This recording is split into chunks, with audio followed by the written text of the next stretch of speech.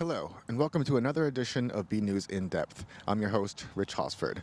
Burlington Public Schools are once again alive with the sound of children, and teachers are happily welcoming students back into the classroom. But, of course, like everything else, the opening of school looks a little bit different this year. That's the subject of this month's show. Now that we're a few weeks in, how are things going, what's working and what's not, and what might need to be changed in the future. To help us understand these issues, we'll have three guests with different backgrounds. Up first will be Burlington Educators Association President and Fox Hill Librarian Patrick Murphy. We will then talk to School Committee Chairwoman Christine Monaco about how the decisions were made. And finally, we'll end with a conversation with Health Director Susan Lewinello about how the Board of Health works to keep everyone in town safe and healthy. We've got a lot to get to, so let's get started.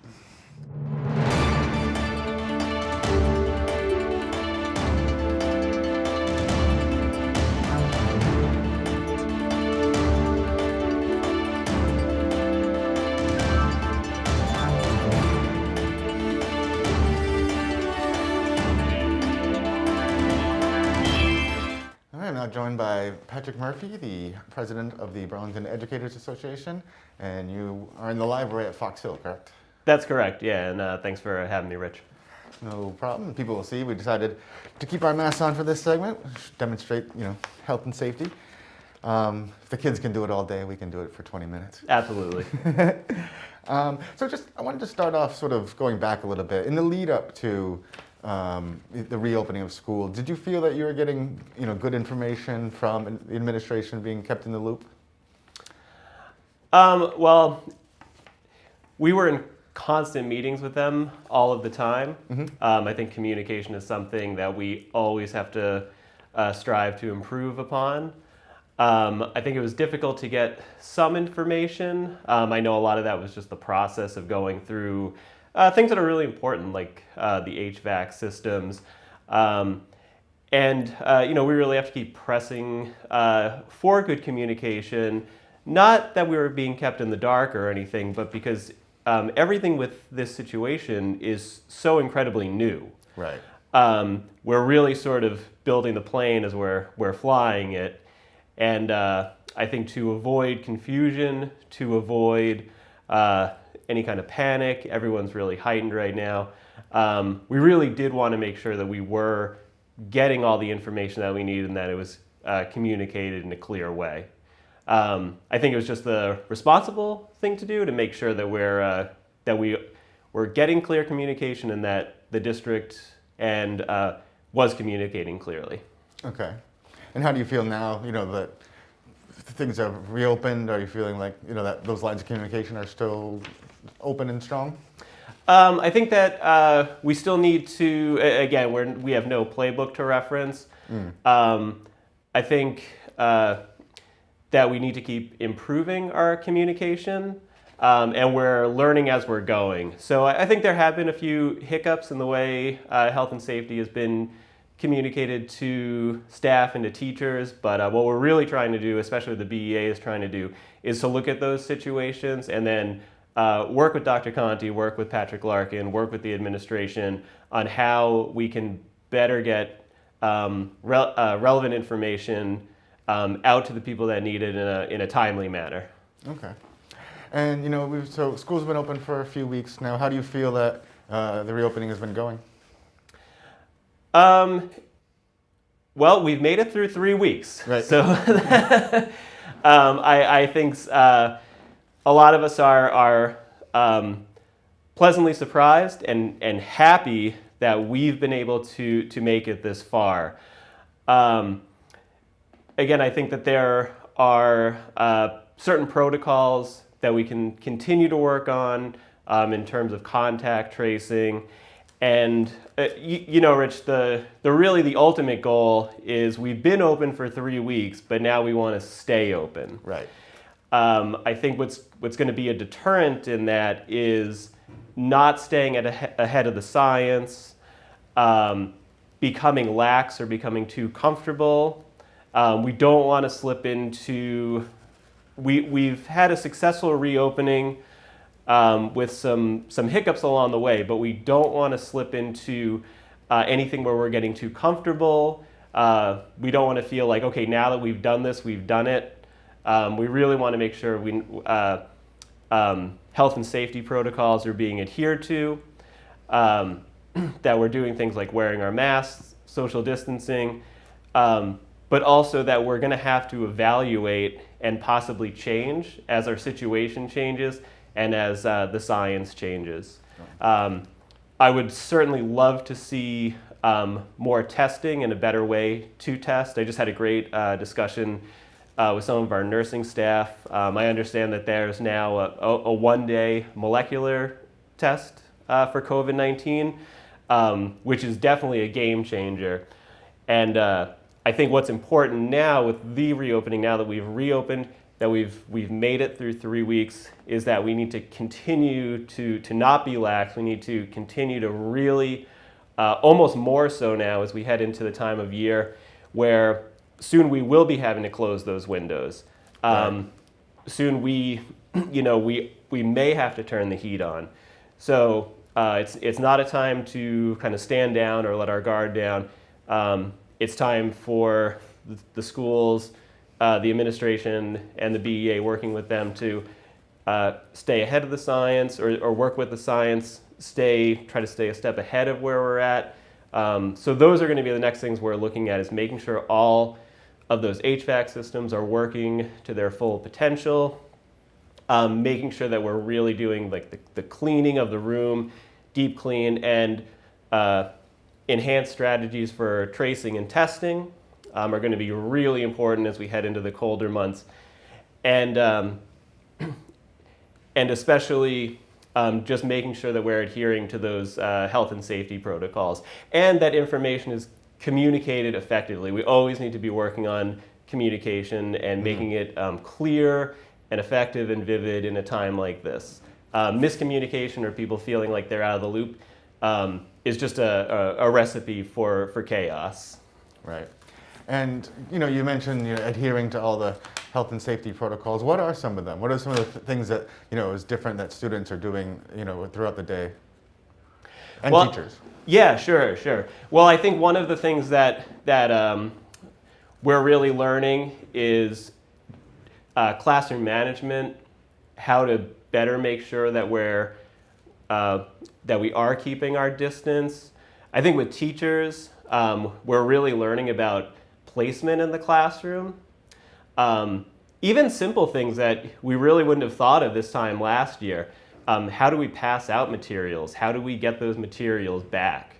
If a classroom does have to be closed down, what are the steps in closing that classroom down, ensuring that it's been deeply cleaned, sanitized, how long it's going to be closed for, and making sure that we're streamlining our contact tracing and contacts from the Board of Health. So there's always the room for improvement, especially in a situation that's as serious as this. Yeah. Now, when it comes to social distancing and mask wearing, are the students by and large doing a good job with it? Students are doing a good job. But again, it's difficult with just the human nature, right. Especially at the elementary school where I'm at. For a lot of our youngest students, if you are 6 feet or 7 feet away from them, you may as well not be there at all with the amount of assistance they need in their education. Sure. And I think it's also education for both staff and students that to beat this virus, we need to be looking at the science, and we really need to always be mindful of how serious the situation is. As BEA president, I get pinged all the time about laxes and mask wearing or too many people in a certain area. And those are the things that the district, we just need to, you don't want to be repeating over and over again because it loses the effectiveness of the message. But really making sure that we're at the building level, at the district level, that we're adhering to all those health and safety protocols. Again, to make sure that, especially going into the colder months, that we're not going to relax as we sort of settle into the school year. Yeah. little bit lighter topic. Just kids are back. I'm sure they were getting a little stir crazy, them being at home for so long. Do they seem happy to be there? Yeah, the kids seem really happy to be there, and especially with the younger kids in the elementary school. They're great at wearing their masks when they're there because they all have something printed on them. It's kind of like almost like a fashion accessory for them. I think it makes it easier for those kids. Middle school and high school, yeah, I mean, these kids were home for a long time. It's good to have that stability. It's good to be able, limited as it may be, to be able to interact with friends, have more of that socialization. And try to get back into something resembling a normal routine.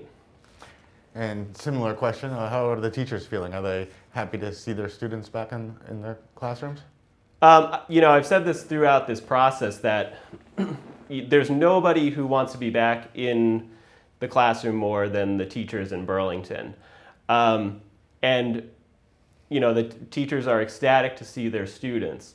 That doesn't mean that this is not an incredibly challenging and difficult situation. Sure.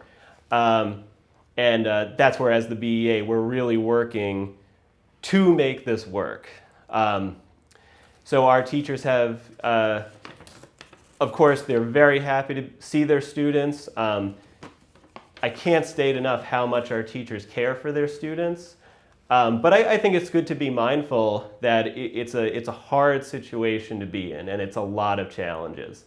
And we're really trying to work together, work with administration to best meet those challenges for our teachers. So very happy, yes.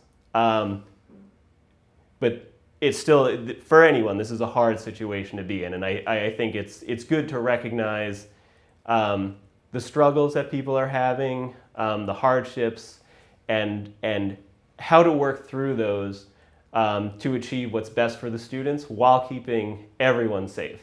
Yeah, I mean, I'm sure it's quite a stressful situation to Yeah. be in charge of a classroom full of students during something like this. Yes.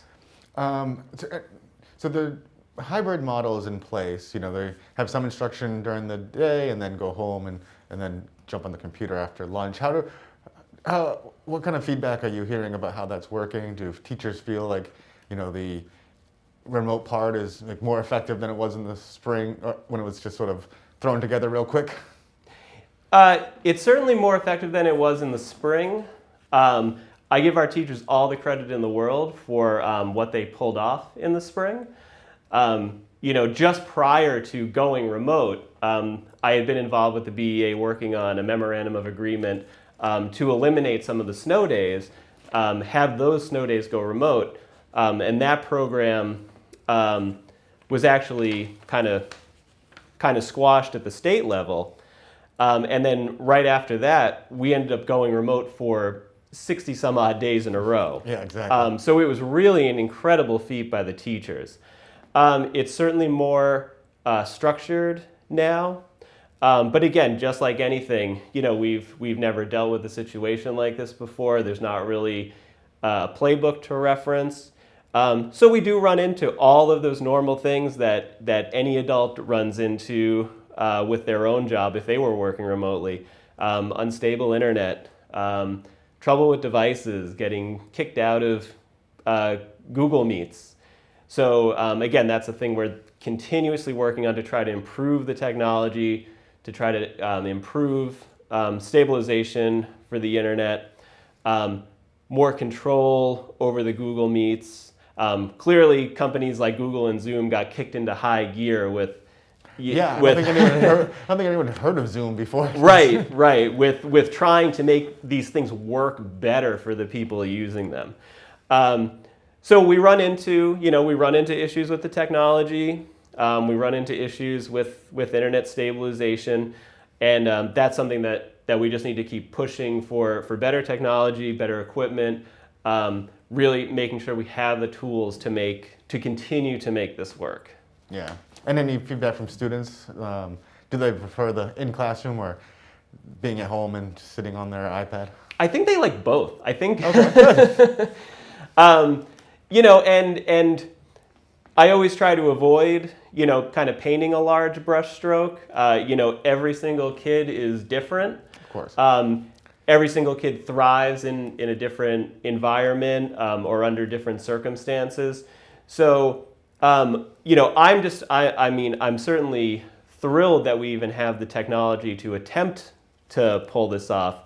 I was not in high school all that long ago. Yeah, it's been a few years, but even when I was in high school in the late 90s, like this never would have been possible. No.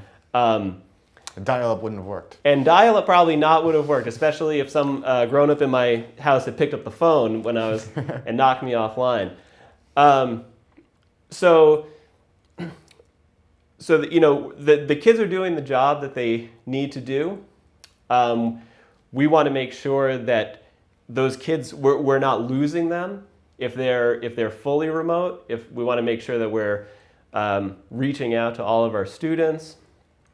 But every kid is going to be a little bit different. There are some kids that with that model are going to thrive, and there are some kids that they really need that in person, and we just need to try to best meet the needs of our individual students, because a lot of them, this is an incredibly difficult situation as well. Yeah. So what I'm hearing is a general theme is a lot of people doing a lot of work to make the best of a bad situation. Yeah. We've had many discussions where it's 2020, and right. and we just have to try to do the best that we can. From the BEA perspective, we have to advocate for our teachers, advocate for our students, making sure that we're best adhering to health and safety protocols, and that we're continuously being flexible and making those changes along the way as we go. Again, it's really a situation where we're building the plane as we're flying it, and we need to be able to kind of switch out those parts and move things around. And if something really isn't working, really try to make a push for something that will work. Right. And last thing, what kind of feedback are you hearing from parents if that is one of the things that happens? I actually don't hear that much from parents myself, okay. because I'm not a classroom teacher myself. They go up to the administration. Yeah. give them all their feedback. Well, very good. I think we covered quite a bit. I appreciate you taking some time and coming in and explaining sort of at the ground level what it's like in the elementary schools. Yeah, and thank you so much for having me, Rich. And of course, through my role in the BEA, I've got an ear to the ground and keeping up as best I can with what's going on in the middle school and the high school as well. Our building reps on the e-board are just absolutely outstanding. I can't say enough good things about them, and they're working so hard in all of their respective buildings for our members there, and doing a great job of keeping myself and our Vice President Virginia informed, so we can best advocate for our members, making sure we're looking out for their health and safety, and then of course the students that we and they care for so much. Yes, well, good luck trying to keep everything going and having a successful school year. All right, thank you very much, Rich. I really appreciate it. So that was a look inside one of the schools from an educator who is in the building day in and day out. We go now to my interview with School Committee Chair Christine Monaco about the decisions that were made to get us here and how they came about. Let's check it out. And I'm now joined by Christine Monaco, Chair of the School Committee. Thanks for coming in and spending some time with us today. Thanks for asking me, Rich. So first thing, just kind of in general, schools have been open for a few weeks now. What are you hearing about how things are going? I'm hearing a lot of people very grateful that we have their children back in schools. It was a struggle to get back, but I think people are they're very grateful to have the kids back. And on the other hand, there are issues. Everything isn't great and as if it was regular back to school. Right. It's, a different situation, and it's hard on people. What are some of the, the big challenges that, are still out there? Well, for me personally, I believe that one of the biggest challenges is the remote learning on days that the kids are not in school.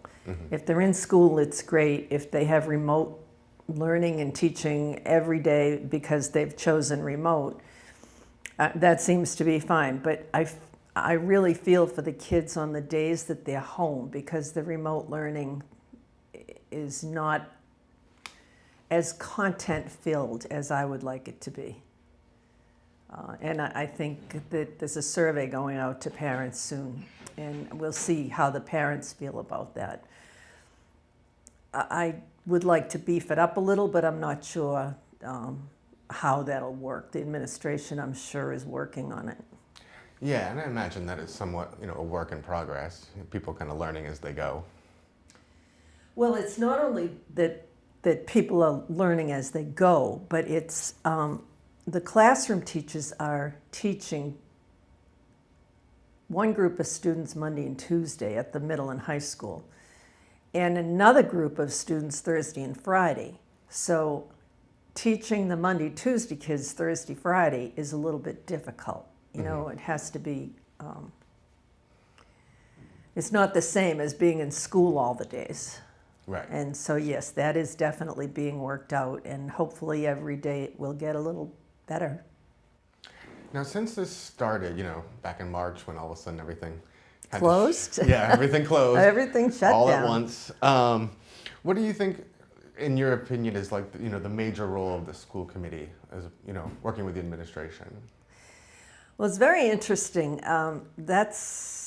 It's an interesting question, because this is something we have never, ever experienced in my lifetime before. And to suddenly have school close and go virtually, it was like, what? It was, and the important things, like, I've never worked so hard in my life as a school committee member. I don't know, I couldn't even count the number of calls for negotiations, WebEx calls, Zoom calls over the summer. I mean, hours upon hours of negotiating with unions, mostly with the teachers union, but also with the others. And we had to stop our negotiations with the teachers last year for a 3-year contract and just settle quickly on 1 year. And now we have to go into negotiations again. But working with the superintendent over figuring out how to bring the kids back, and the busing, and how to manage to get enough teachers for both in-person and virtual. I don't know how Dr. Conti has survived it. I honestly don't. He couldn't have slept once in July and August. It was just so much on everyone's plate, and everyone was wonderful.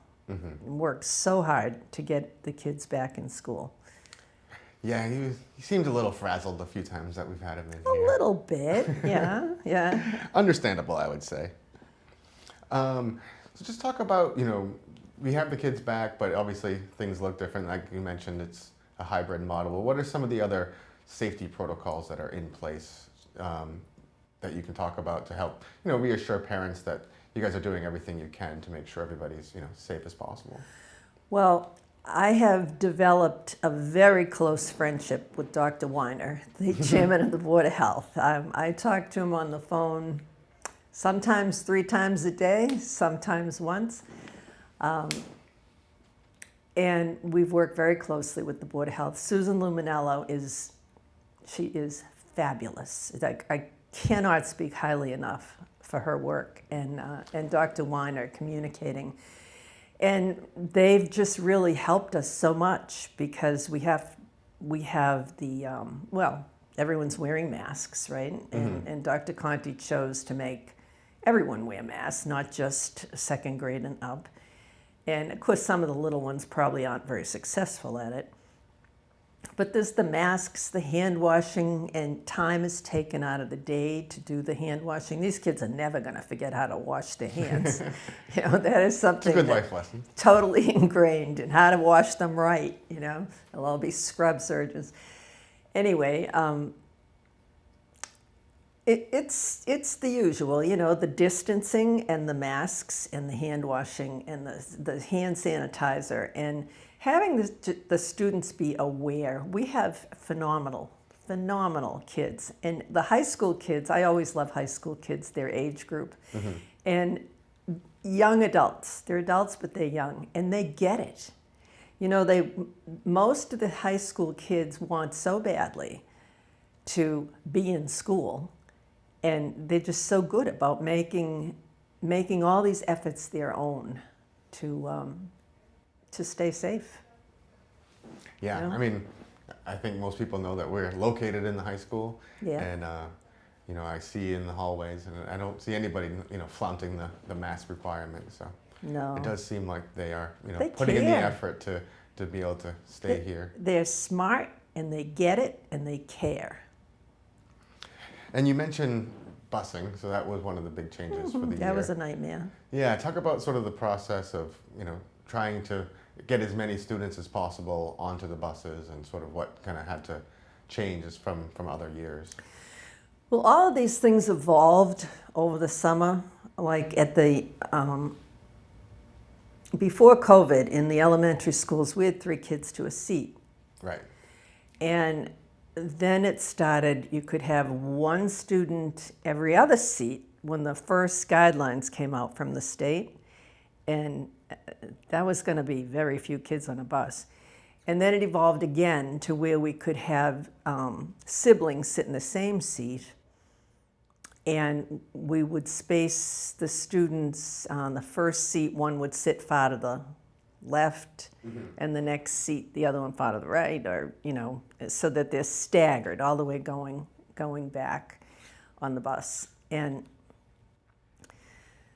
it gave us about a third capacity on the buses, which just is nowhere near enough when you used to having, you know, sure. 3 kids in a seat, and now you. So it was difficult. We tried to accommodate people who were really desperately in need of transportation for their kids, and those outside of the radius, you know, where it was really way too far for the kids to get to school on their own. And I think it's hard for people. You know, a lot of people that the kids were always so excited about going on the yellow bus, and now the parents are like, nah, I'm going to drive you. I don't want you on a bus, you know. So, and it's tough. The kids get on the bus, and somebody has to tell them where to sit, and the kids need to sit there. You know, they're not supposed to congregate, and we ended up having to quarantine more students than we wanted because of mingling on a couple of buses recently. So that's tough. You know, you don't want to do that. Yeah. Have you heard any, you know, from parents that, you know, they were, you know, that within the radius, you know, of the cutoff, that, you know, sort of any pushback, or are people understanding the situation? I wouldn't say it's pushback at all. I think people get it. There's almost some desperate pleas. Oh no, I just missed, you know, the radius, Right. and I have no way to get my kid to school. And we try to accommodate that, but we're not always able to, and we can't suggest things like carpooling, because then you get kids from different families sitting in the same car. Right. And not socially distanced. So it's been difficult, but parents have really been great. They've been so understanding about it. And although frustration-wise, you know, the people whose children were riding on a bus and they ended up quarantined without really knowing who they'd been exposed to, or, you know, who was sitting where on the bus, that was very upsetting for people. We couldn't be sure, and so they'd quarantine a larger group than maybe needed to be quarantined.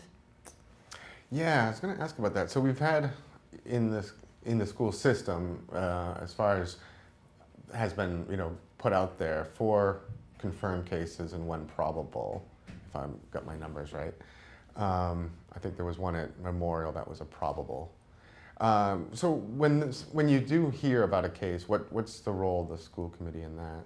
School committee really doesn't have any role. The cases are all reported to the Board of Health, to Susan Lumenello. and she contacts the superintendent, and together they work out who might have to be quarantined, who's been in contact with whom.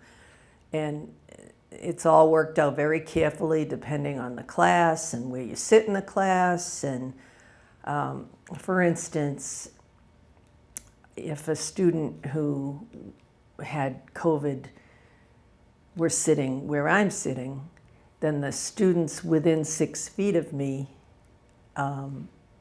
would be quarantined. Right. And anyone who was within 6 feet for a period of 10 or more minutes. And the other students really aren't quarantined, as I understand it. I could have that wrong, but I think the rest of the students, they're on remote learning for 2 weeks. They're not in the building, Right. but they're not quarantined. My granddaughter was quarantined because she was exposed by her orthodontist. Oh, no. Yeah. And she didn't get sick or anything. Her quarantine is over. But it was tough, being out of school because you were in contact with someone. She had no idea, Right, of course. And talk about, I want to switch over, less from the function of the school day to sort of the bigger picture of the budget and sort of the things that are coming down. I know that, this is just having the students in is requiring some extra expenses. Oh, yeah. So talk about some of that, and then we'll get into, the deficit that this town has from local receipts. Okay. So we got from the federal government over $900,000 to help us with COVID-related expenses. Okay.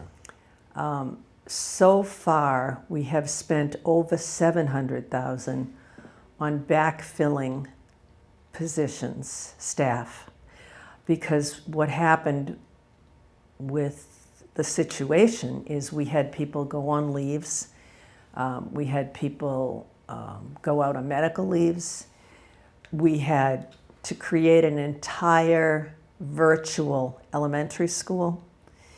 And so we started pulling people, instructional assistants that were qualified and do a good job, became teachers. And we had to backfill instructional assistants and permanent subs. And all in all, so far, we have hired, because of COVID, we have hired 17 teaching staff, IA, Yeah. teaching staff, but not necessarily all teachers. And we still have positions we have to fill. There was a couple of the first days I'm getting calls, my daughter's in health class, but there's no teacher. And we had no teacher at the middle school. So, we had to find someone to teach health. And that's really eaten up. By the time we finish funding the positions, we will have eaten up all of the money from the federal government. Yeah. And then if people are aware, the town, because of a lack of meal tax and hotel tax and building permits, is facing a $2.1 million deficit for this year's budget. Some of that is being taken care of through sort of less spending on accommodated accounts, but between the town and the schools, it's still $700,000 and split evenly $350,000 in cuts to the school department. What kind of pressure is that putting on you? Oh, tremendous. So last night, I got the updated numbers on where our budget stands right now. Our projected surplus at the end of this school year is $133,000. And what's it normally? $1,033,000 a year ago. Right. And that does not take into account the $350,000 cut. So when you take off the $350,000 cut that was passed at town meeting, that brings our number down to a deficit of 200 and something. Right. And it's really not a great way to start. So we're going to have to go through the budget and make every cut we possibly can. And the caveat that I mentioned at town meeting last night was we know we have to help. I mean, we know the town isn't getting the meals tax because I'm not able to go out to dinner all the time, you know? Exactly. But we are more than willing to do everything we can. But if we run out of money, and it's possible, happened a couple of years ago. Without a pandemic. Yeah, without a pandemic, right. But, if we run short of money, we're going to have to go back and ask for more. But we will do our very best to make that cut because it's a team and we're team players. Right, absolutely. Yeah. But, I mean, there are just expenses that, exist that are sort of beyond anyone's control as far as, And it's totally hard to predict. Because this year is just so, it's unique. There's no other year to look at and say, oh, we managed that year with this, it's just different. Yeah, there's no basis to look back on and compare to. Exactly.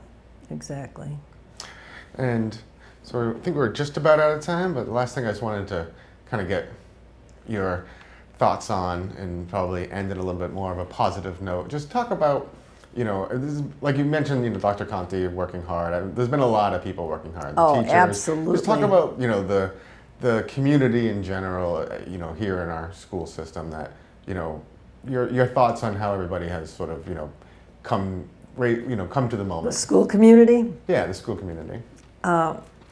It's wonderful. I mean, people are so sincere and they care so much. And I don't know how the principals, how they did it.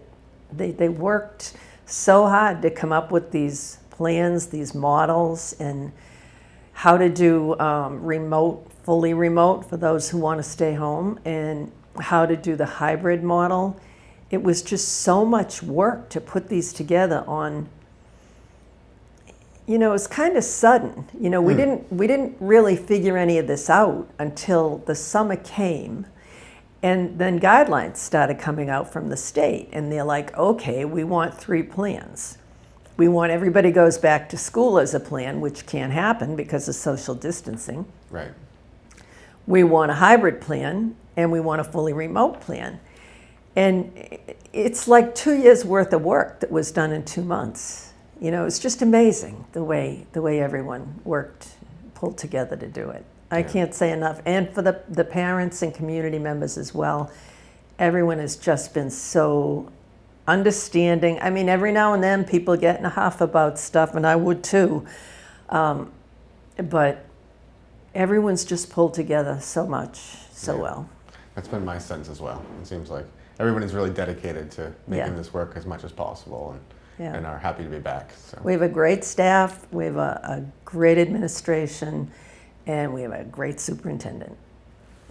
Good to hear. And once again, I thank you for coming in, spending some time with us, talking about this. I know it's a big issue right now, and a lot of work has gone into it. So I appreciate you kind of coming in and taking some time. Well, I appreciate you asking me to. It's good to be here. Well, thank you. Glad to have you. Finally this month, we go to my interview with Burlington Health Director Susan Lewinello about the science behind the protocols for the schools reopening and how the Board of Health works every day to keep people in town both healthy and safe. Let's check it out. And I'm now joined with Burlington Health Director Susan Lumenello. And just so everybody knows, we do have our masks with us. We have taken them off because we are over 7 feet apart from each other. Just to sort of put that caveat out there. But welcome, Susan. Thanks for coming in. Thank you for having me. So since this all began, back in March when everything's shut down, what has sort of been, the primary role of the Board of Health in regards to, helping the schools get, back to where we are today? So the primary role is more of a guidance role. There are regulations that came out from the Department of Education that the schools need to follow. And one of the requirements in that is that the schools work with their local Board of Health in implementing the required standards, and then also in an advisement type of role as to how they should proceed in certain areas. And, I think, when everything kind of first started, there was a lot of questions about this virus. What sort of has, evolved as far as our understanding of it? So the main things to remember are that we need to continue with the social distancing. We need to continue with the hand washing. And what has evolved, I suppose, from the beginning is that we now know that we need to wear masks at all times. So the social distancing, the hand washing, and the mask wearing. Okay. So the advice that we're sort of have come to know is sort of the standards. So the schools did reopen. What kind of, what were some of the considerations that you and the Board of Health sort of took before saying, okay, this is probably safe? How did you kind of help the school department form its plans for how, things would reopen? So the Board of Health and the school committee formed a subcommittee and have met to talk about the school reopening and their plans. And that's an ongoing subcommittee that is going to be meeting quarterly just to see how things are going and to update. So that was one of the preparations that the schools and the Board of Health did. They also took a tour of the high school to understand the reopening plan. They did review, the entire board reviewed the school's reopening plan and took a tour of the high school and made suggestions here and there with the high school and with other schools as well to make improvements on their plan. And what are some of the details of that plan? Like what, we've seen, in other reporting that we've done, the sort of like redirecting the hallways, changing the setup of the classroom. How did all that sort of come about? So a lot of those things are within the DESE requirements that the schools needed to follow. But there are some things that we did recommend, for example, the way in keeping the desks apart in the cafeteria at the high school, making sure that everybody is 6 feet apart. DESE did recommend that desks are 3 feet apart, but we in the schools agreed that we're going to try to meet that 6 feet in as much as we possibly can. Yeah, so a lot of it just came down to space, right? Right. And I know that in some of the elementary schools there are different protocols. What kind of recommendations were made for some of the different school buildings? So before school started, we did meet with Dr. Conti and to discuss what would happen if we had a positive case in the schools. So at the elementary and the middle school level, the classrooms are cohorts. So one of the recommendations is to make your cohort as small as possible. If you can do that, that means that the number of kids who are potentially exposed is less if you have a case in the classroom. So the classrooms in the elementary and the middle school level is considered the cohort. So we discussed what would happen if we had a positive case in one of the classrooms. We as the Board of Health need to do contact tracing to determine who was in close contact with a positive case. That means within 6 feet for 10 minutes or more. But that may not be everybody in the classroom. However, the school decided to implement the policy of closing the classroom down for the quarantine period in the elementary and middle school levels. So if we have a positive case in a classroom at those levels, some of the kids are going to be on quarantine because those are the kids that were determined to be close contacts.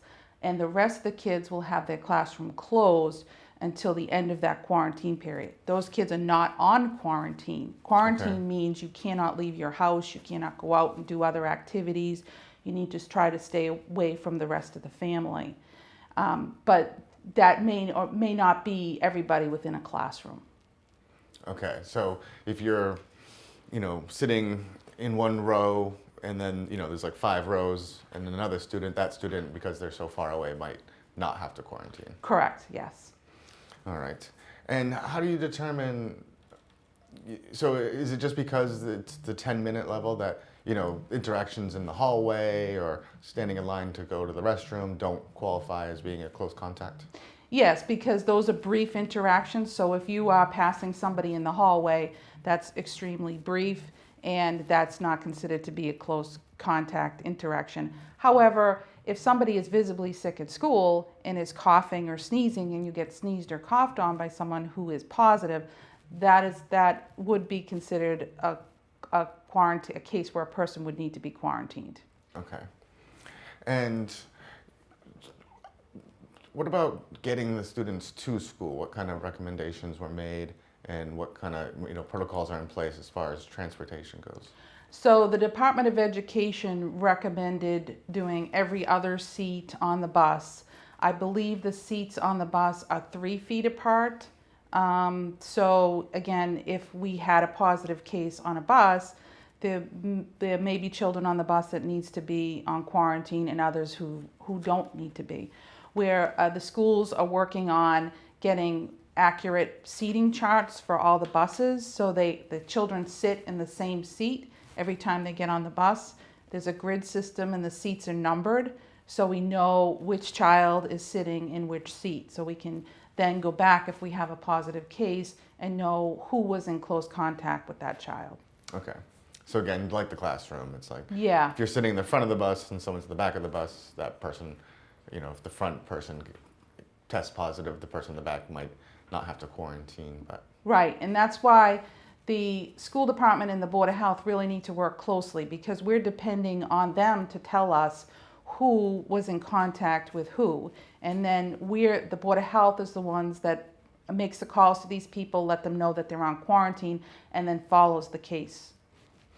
now, so I'm just thinking, students in school, kids touch a lot of things. They might touch one surface, and then another student might touch another. What do we know right now as far as the transmission of the virus from not so much air droplets, but contact with surfaces or materials? So we do know that you can contract the virus from touching something and then touching your mouth or face. But we also know that the risk is higher if you have close contact with someone. Okay. Part of the DESE requirements and requirements for all of these COVID standards is to do frequent cleaning. So that's important. So frequent cleaning should be done. Hand washing, that's why that's so very important for everybody to do that for themselves, because we're all touching all surfaces all the time. So that's why we recommend frequent hand washing. Yeah, until I started wearing a mask all the time, I don't think I realized how much I touched my face. Because you notice it when the mask's there, but without it, it's just a natural thing to do. Has the Board of Health been involved in trying to help the athletics department kind of set their guidelines, and what sort of information do you have about that? Yeah, so we have been in touch with Sean Hart, the athletic director, regarding what his protocols are for athletics. And he's following guidelines for the MIAA. They have put out certain standards that are required. He also has a system for doing cohorts. So the athletic teams are done in cohorts as well, so that if we have a case, we don't have to quarantine everybody. We would only quarantine the smaller cohorts. So we have talked to him, and he has a plan in place for responding if he has a case, but also in trying to keep them apart as much as they can while they're doing the activities.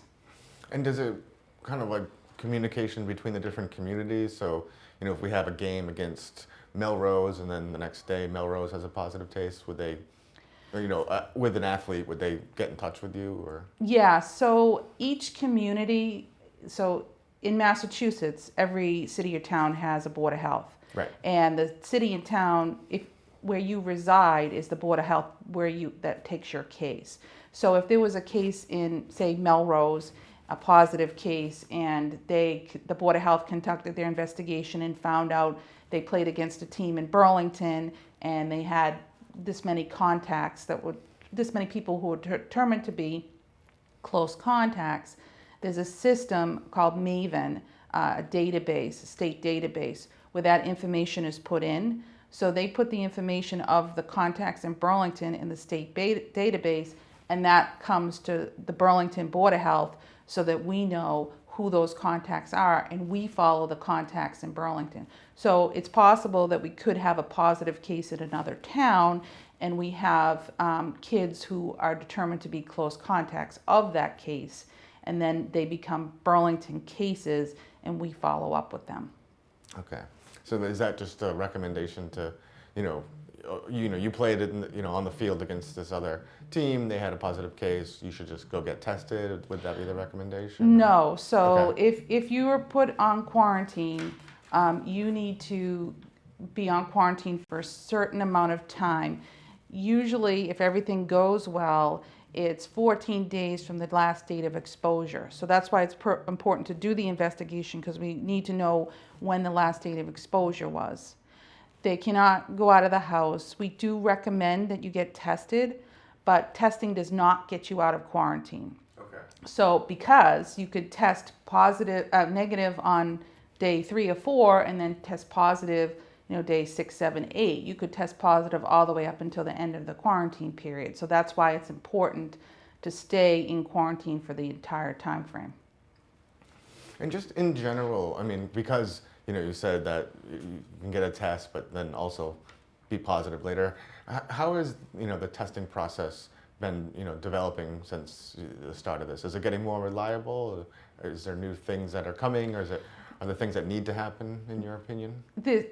It's constantly evolving. So there's new testing coming out all the time. One of the things that Department of Public Health does stress is that people should get a molecular test, not an antibody or antigen test. Antibody and antigen testing is not as accurate as the molecular testing. And that doesn't mean that it's just a rapid test, because a rapid test could be an antigen test, but they also have molecular testing, which is rapid testing. Okay. So, and they also have antibody or antigen testing, which is a nasal swab. So the only way to really tell that you're getting the accurate test is to ask them, is this an antibody or antigen test? And if they say no, then you're getting the correct test. You can also go to, if you Google MA Stop the Spread, there's 18 free testing sites in Massachusetts. Some of them are made by appointment, some of them are walk-in, some of them are drive-through, where you just wait in line, you drive up, you get swabbed, you give them your email address, and then they email you the results. Okay. And those all have the correct molecular testing that's required.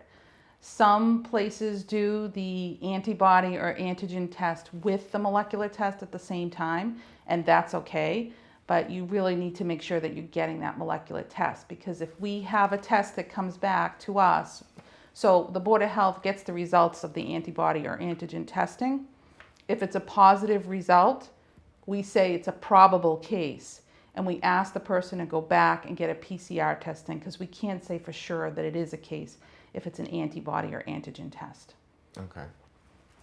Now, schools have been open for about 3 weeks now.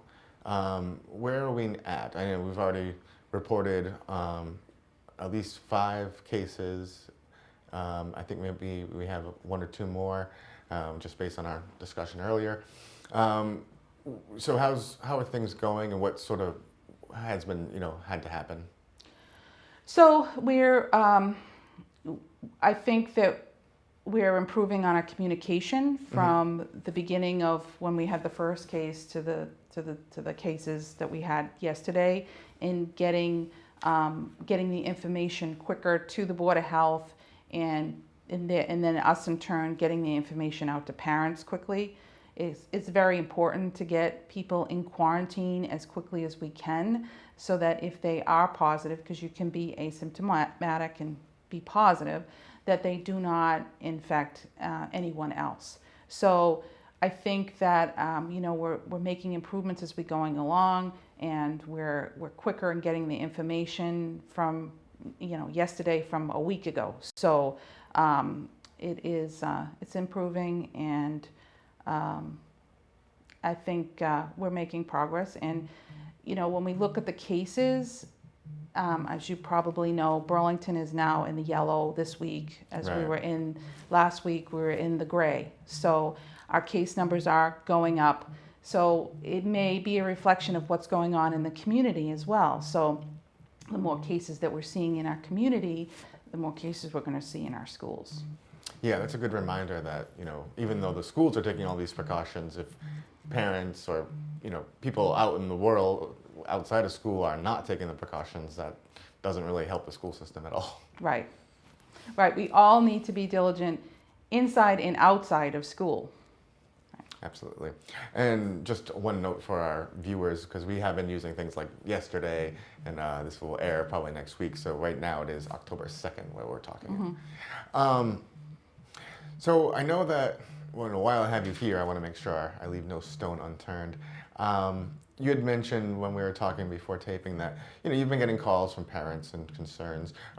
What other kind of questions are you hearing, and what would you like to make sure that, everybody's aware of? So I think we touched upon some of those things. One being, if you're going to get tested, get the molecular test, not the antigen or antibody testing. Another one being, you cannot test out of quarantine, that if you're in quarantine, you need to stay in quarantine regardless of your testing results. Number two, there's a difference, or three, quarantine means you need to stay home. So I think a lot of people think quarantine, oh yeah, I'm going to quarantine, like we did during the shutdown type of thing, and not try to go places. But quarantine really means you need to stay in your house. So there's a difference between the child who is on quarantine in a classroom and a child whose classroom is closed down for the time period. Right, and that, like we discussed, depends on how close they were to whoever tested positive. Right. And just your sense, like I said, we have been open for about 3 weeks now. I know a lot of work went into getting to where we are, a lot of people participating. Just your sense of how everybody has sort of, risen to the occasion to sort of do what needs to be done to try to make this work as best as possible. Yeah, and I think that that's just been amazing. All the work that's been put into this at the school level, at the board levels, and making sure that everything needs to be done. And also with the communication, how we can improve communication, and how we're all just working together to try to make sure that we can keep the schools open as long as possible and lower the risk for everyone there. Yeah. And I guess the last thing is sort of the unhappy topic, but looking ahead, what would be a tipping point for you as far as, cases in the school or cases in the community? Is it a local decision? Is it based more on where the state is at? How does that work, and what are you looking for, I guess? So we have conference calls twice a week, local boards of health with different state agencies, and one of those agencies on there is Department of Education. And what they have said is that it is a local decision on deciding, whether to stay open or go remote. Right.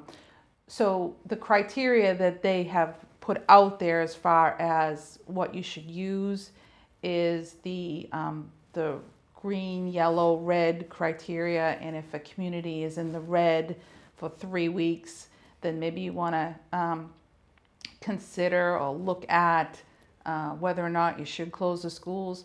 However, there's other things that could be at play as well. So for example, a community may not be in the red, but if you're seeing a lot of school-based spread, or seeing that cases are connected within the schools and you may have a problem in a particular school, then the Board of Health would suggest, well, this is what we're seeing in this school, and maybe we should close the school, maybe for a period of time, maybe not forever, but maybe for a couple of weeks, to say, okay, we're going to close the school and then reopen after a certain period of time. So I can't predict, what would happen, but I guess I can say that there's varying factors that need to be looked at when making that type of decision. Okay. Yeah. But it is possible for just one school, not the whole system, to close for a period of time if that's where this problem is. I think so, yeah. And then during that time period, taking a look at, okay, do we know why this happened or how it happened, and what improvements can we make in the plan so this doesn't happen again? Okay.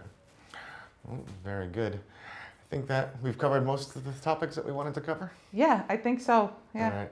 Well, I very much appreciate you taking some time. I know you're a busy person, so I appreciate you, coming in and talking to us. And I want people to know if they have any questions, they can call or email the Board of Health you can email us at boh@burlington.org or call us at 781-270-1955.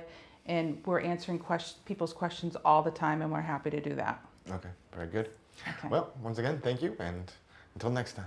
Thank you.